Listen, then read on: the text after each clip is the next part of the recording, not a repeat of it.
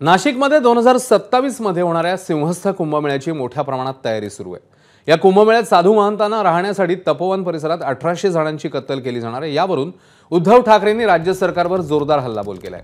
नाशिकमध्ये होणाऱ्या साधूग्रामला विरोध नसून तपोवनमधल्या झाडांची कत्तल केली जाणार आहे, त्याला विरोध असल्याचं उद्धव ठाकरेंनी आता स्पष्ट केलं। यावेळी बोलताना त्यांना नाशिकला अद्याप पालकमंत्री का मिळाला नाही असाही सवाल त्यांनी उपस्थित केलाय।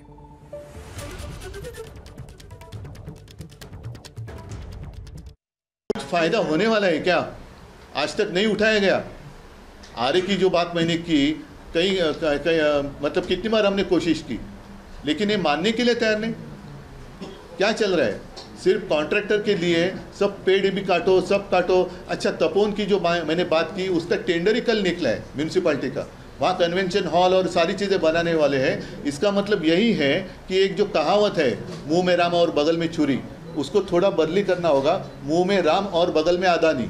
नाशिकमध्ये पुढच्या वर्षी कुंभमेळा होतोय आणि मुख्य म्हणजे ह्या तपोवनामध्ये जे काय साधुग्राम म्हणून करण्यात येणार आहे, त्या साधुग्राम करण्याला आमचा विरोध नाही आहे, पण तपोवनात करण्यात येणार आहे त्याला मात्र आक्षेप आमचा आहे। याचं कारण ही झाडं कापली जाणार आहेत आणि ही झाडं तोडणार आणि गिरीश महाजन म्हणालेत एक झाड कापलं तर 10 झाडं लावणार।